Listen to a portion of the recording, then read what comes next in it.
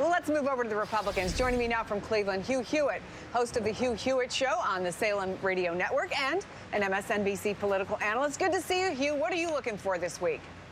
Well, I am very happy with the Tim Kaine selection. I think that the Bernie Sanders people have to feel punked this morning by Hillary Clinton. You couldn't get closer to Goldman Sachs if you were building furniture than Tim Kaine. So it's a huge head fake that Secretary Clinton has pulled off on the left. She met with Cory Booker. She met with Elizabeth Warren. She pretended to be a progressive throughout the campaign. She's, in fact, an insider's insider, as is Tim Kaine. He's very affable, very nice man. Everybody likes Tim Kaine. He has some assets. He's fluent in Spanish. But in terms of those progressives, those hard left members of the Bernie Sanders coalition, the Woodstock generation, meaning the millennials, Chris, they're not happy. And Donald Trump made an explicit appeal to them, especially on TPP. And Tim Kaine, like Hillary Clinton, is a big supporter of TPP. I'm a supporter of TPP. But the Bernie Sanders people are not. And so Donald Trump said, come join us. Are you one of those people, though, who think that a VP matters? I mean, the sort of the conventional wisdom is do no harm. Do you really think that Tim Kaine is somebody who's going to do harm to Hillary Clinton?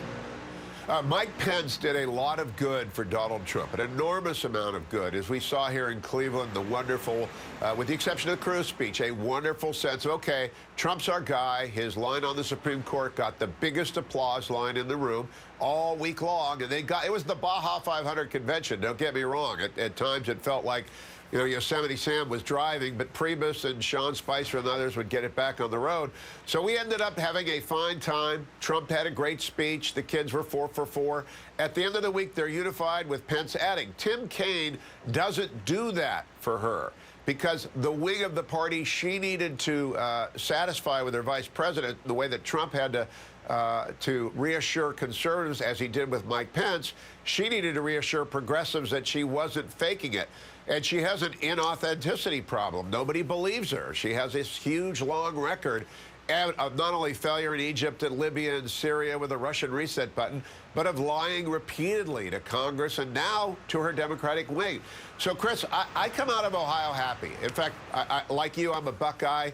I used to summer down in Saybrook, not far from your hometown. I now want the Ohio Olympics. I was so happy at the end of the week here in Cleveland. I don't think the Democrats are going to leave Philadelphia happy.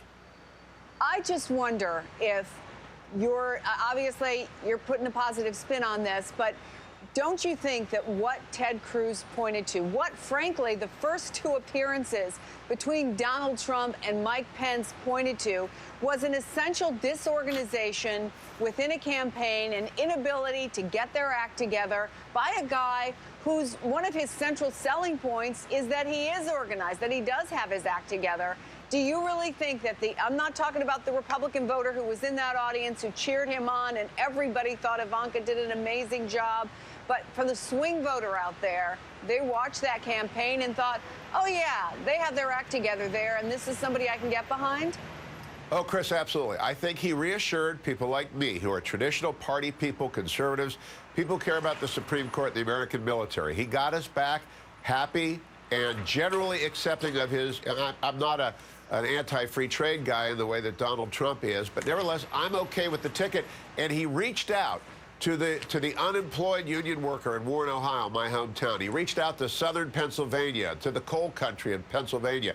He went up to Michigan, to the unemployed car worker. He built his coalition, and he went to the Bernie Sanders people who were waiting for Elizabeth Warren, waiting for Cory Booker, and who got Tim Kaine. Now, Senator Kaine is a wonderful guy. Everybody likes him. I wouldn't deny that for a moment.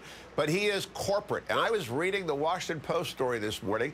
The progressives, you know, the Bernie back to Woodstock people, are outraged at this choice. And I don't think he makes a lick of difference to Black Lives Matter. So if you're a social justice activist, if you're a anti-big banks activist in the Democratic Party, you're already mad at Hillary Clinton. He doesn't help her on the authenticity. He doesn't do anything to reassure, as Admiral Stavridis would have done. He was on the short list about her chronic inability to tell the truth. And so when you run down her failures and her character problems, she didn't do much with a Tim Kaine pick. I got to tell you, I was on the trail with Bernie for a month or more. I've talked to hundreds of Bernie voters. I've Not really found many of them who are ready to go over to Donald Trump, but we shall see. It will be an interesting set of coming months. Hugh Hewitt, thanks so much. Thanks, Chris.